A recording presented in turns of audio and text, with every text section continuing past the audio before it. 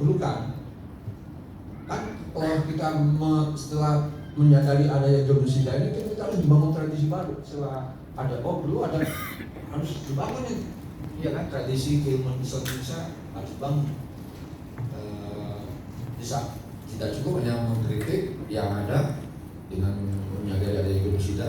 Apa yang dari mana kita bangun? Nah, dari ulama, pemikir yang sudah ada di Indonesia.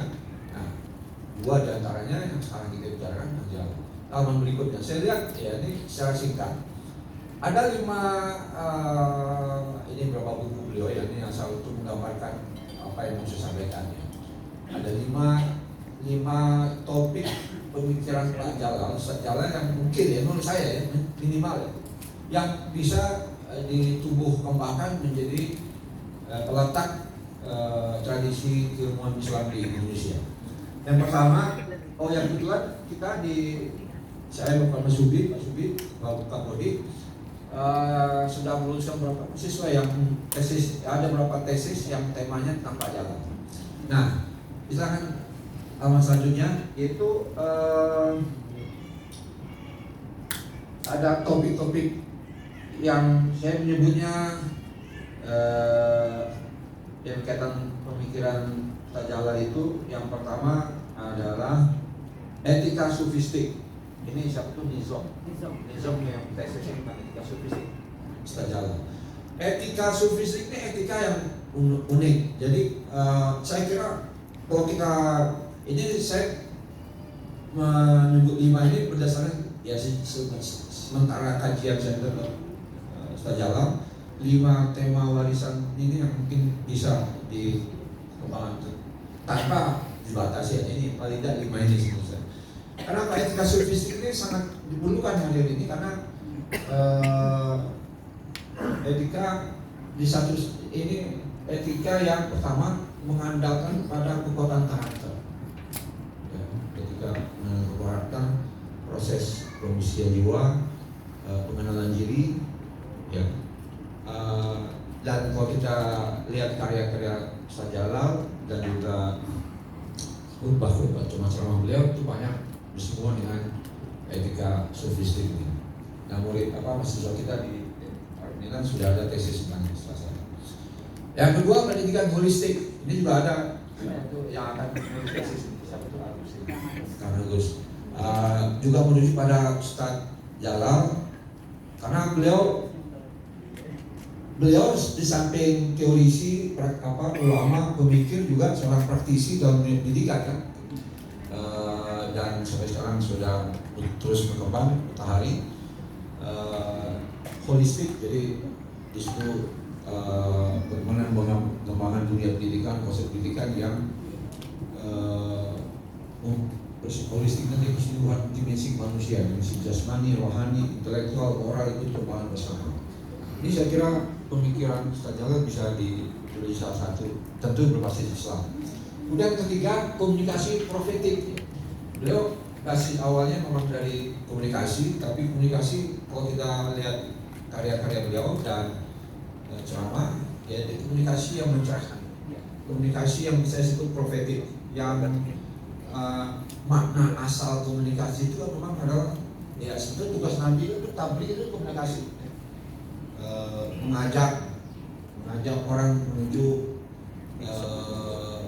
kebenaran, kesadaran, ya, komunikasi profetik.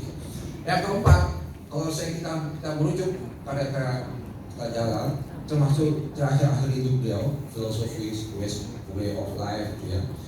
Dan mungkin tadi manusia dalam sorotan itu mungkin bisa di nomor 2, bisa juga secara falsafah hidup ya. Jadi pemikiran Ustaz Jalal ini banyak berkaitan bagaimana mensiasati hidup dengan bijak, dengan arif, dengan menggunakan kekayaan hati, pikiran, referensi dalam Islam dan juga kearifan secara umum, secara universal. Beliau banyak mengutip Socrates, Plato dan sejumlah filosof lain. Ya, saya menyebutnya kalau sekarang ini kan di anak muda lebih terkenal ada sekarang etika stoa ya. Kenapa stoa ini begitu populer? Karena banyak anak muda ini mengalami distraksi, disrupsi mencari validasi dari luar, ya kan? Nah, oleh karena itu mazhab etika Stoa ini kan populer karena mengajarkan fokuslah pada kekuatan dalam diri Anda. Jangan fokus pada apa yang dikatakan orang, tapi fokus pada kemampuan diri, apa yang Anda bisa kontrol. Itu kan esensi etika Stoa. Nah, saya kira Ustaz Jalal dengan berbasis pada kajian Islam, tasawuf, falsafah Islam, ini bisa dari salah satu tradisi yang berkembangkan, salah satu pemikiran dalam falsafah hidup. Agak mirip kalau di Buya Hamka. Kemudian yang terakhir, Ustaz Jalal sering ngomong tentang sushi. Indonesia. Jadi saya kira bukan sekedar slogan ya. Saya kira bukan sekedar slogan.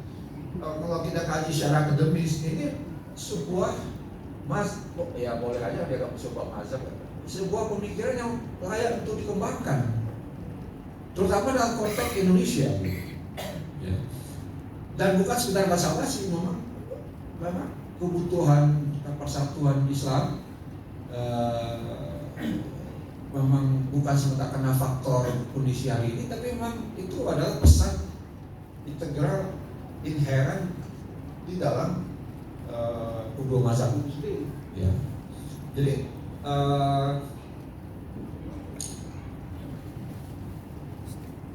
bisa kaitan dengan, saya kira ya, tentu kita ada namanya Taman Platon,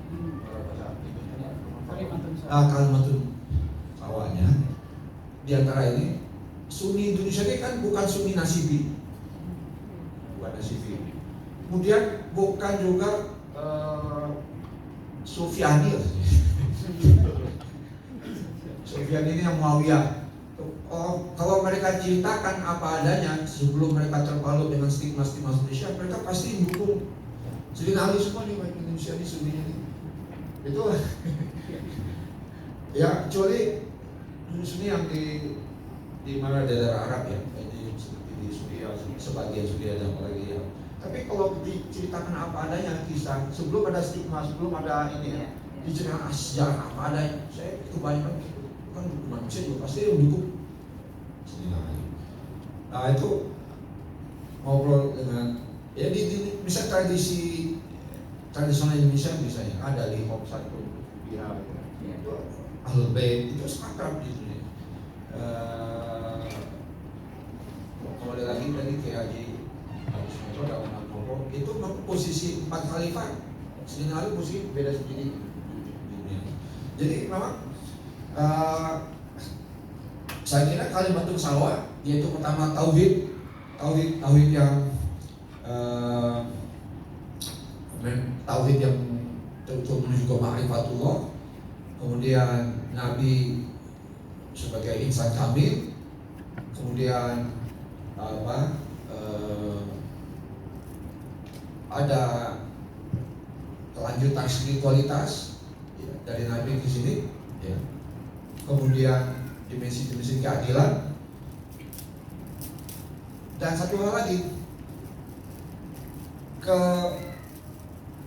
keunikan di